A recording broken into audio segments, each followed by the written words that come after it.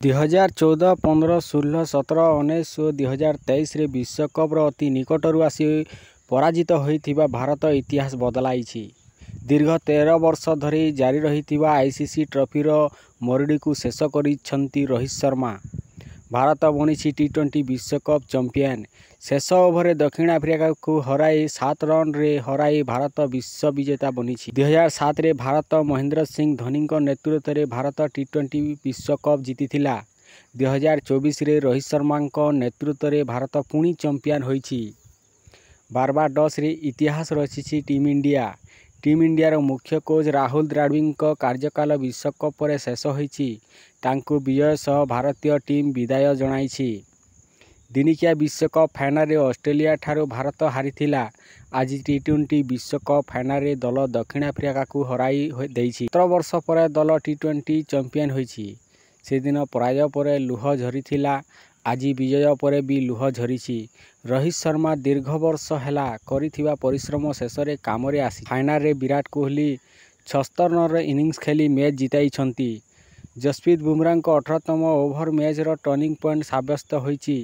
2013ରୁ ICC trophy ଜିତିନଥିବା Bharat ଆଜି trophy ଜିତିଛି। 2004ରେ trophy ଜିତିବା ପରେ ବିରାଟ ଆଉ ଭାରତ ପାଇଁ ଟି20 ବିଶ୍ୱକପ୍ ଖେଳିବେ ନାହିଁ ବୋଲି ଘୋଷଣା କରିଛନ୍ତି। ଭାରତ ପ୍ରଥମେ ବ୍ୟାଟିଂ କରି ନିର୍ଦ୍ଧାରିତ 20 ଓଭରରେ 176 ରନ୍ କରିଥିଲା। ଏହାର ଜବାବରେ ଦକ୍ଷିଣ ଆଫ୍ରିକା 8 ୱିକେଟ୍ ହରାଇ 269 ରନ୍ କରିଛି। ଦକ୍ଷିଣ ଆଫ୍ରିକା ପ୍ରଥମ ଥର ପାଇଁ କୌଣସି ବିଶ୍ୱକପର ଫାଇନାଲରେ ଖେଳୁଥିବା ବେଳେ ଚମ୍ପିଆନ ଠାରୁ ଅଳ୍ପ ଦୂରରେ ରହି ଯାଇଛି।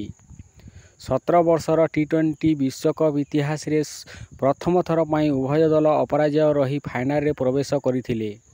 ଫାଇନାଲରେ ଭାରତ ଦକ୍ଷିଣ ଆଫ୍ରିକାକୁ ମାତ୍ ଦେଇ ଅପରାଜୟ ଧାରା ମଧ୍ୟ ବଜାୟ ରଖିଛି। ବିଶ୍ୱକପ୍ ଫାଇନାଲରେ 177 ରନର ଟାର୍ଗେଟକୁ ପିଛା କରୁଥିବା ଦକ୍ଷିଣ ଆଫ୍ରିକା ଆରମ୍ଭରୁ 2ଟି ୱିକେଟ୍ ହରାଇଥିଲା। ରେଜା ହେଣ୍ଡ୍ରିକ୍ସ 4 ରନ୍ ଓ ଅଧିନାୟକ ଏଡେନ୍ ମାର୍କରମ୍ 4 ରନ୍ କରି ପାଭିଲିୟନ ଫେରିଥିଲେ। ହେଣ୍ଡ୍ରିକ୍ସ କ୍ଲାସେନଙ୍କୁ ଯଶପ୍ରୀତ ବୁମରା ଓ ମାର୍କରମ୍ ବାମହାତି ଅର୍ଶଦୀପ ସିଂଙ୍କ ବଲରେ ଆଉଟ୍ ହୋଇଥିଲେ। 12 ରନରେ ଦକ୍ଷିଣ ଆଫ୍ରିକା 2ଟି ୱିକେଟ୍ ହରାଇଥିବାରୁ ଲାଗୁଥିଲା ଭାରତ ସହଜରେ ମ୍ୟାଚ୍ ଜିତିନେବ। କିନ୍ତୁ ଟ୍ରିଷ୍ଟାନ୍ ଷ୍ଟବ୍ ଓ ଅଭିଜ୍ଞ କ୍ୱିଣ୍ଟନ ଡିକ ସ୍ଥିତି ପୂରା ବଦଳାଇ ଦେଇଥିଲେ। ଉଭୟ ଦମଦାର ବ୍ୟାଟିଂ କରି ଭାରତ ହାତରୁ ମ୍ୟାଚ୍ ଛଡ଼ାଇ ନେବାକୁ ଚେଷ୍ଟା କରିଥିଲେ। ଉଭୟ ଭାରତୀୟ ସ୍ପିନରଙ୍କ ଉପରେ ଚାପ ପକାଇଥିଲେ। ତେବେ 9ମ ଓଭରରେ ବୋଲିଂ କରୁଥିବା ଅକ୍ଷର ପଟେଲଙ୍କୁ ଲେଗ୍ ସାଇଡରେ ମାରିବାକୁ ଯାଇ ଷ୍ଟବ୍ 21 ବଲରେ 31 କ୍ଲିନ୍ ବୋଲ୍ଡ ହୋଇଯାଇଥିଲେ। 70 ରନରେ ଦକ୍ଷିଣ ଆଫ୍ରିକାକୁ ତୃତୀୟ ଝଟକା ଲାଗିଥିଲା। ଏହାପରେ ଡିକଙ୍କ ସହ ମିଶି ବିସ୍ଫୋରକ ହେନରିଚ୍ କ୍ଲାସେନ୍ ଦଳୀୟ ସ୍କୋରକୁ ଆଗକୁ ନେଇଥିଲେ।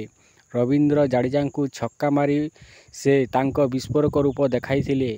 ଏଥିସହ 12 ଓଭର ସୁଦ୍ଧା ସେ ଡିକଙ୍କ ସହ ମିଶି ଦଳୀୟ ସ୍କୋରକୁ 100 ପାର କରାଇ ଦେଇଥିଲେ। କ୍ଲାସେନ୍ଙ୍କୁ ଆଉଟ୍ କରିବାକୁ ଭାରତର ଅଧିନାୟକ ରୋହିତ ଶର୍ମା ବୋଲିଂ ଏଣ୍ଡରେ ବାରମ୍ବାର ପରିବର୍ତ୍ତନ କରିଥିଲେ ହେଁ କୌଣସି ସୁଫଳ ମିଳିନଥିଲା। ସେ ତାଙ୍କର ଆତଙ୍କି ଖେଳ ଜାରି ରଖିଥିଲେ।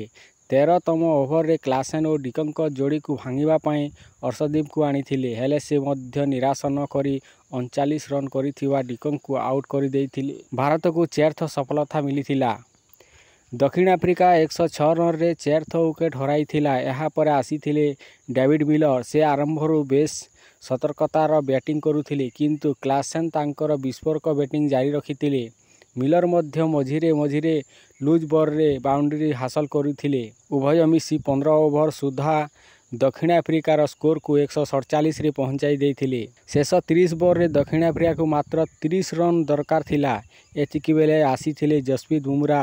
ତେବେ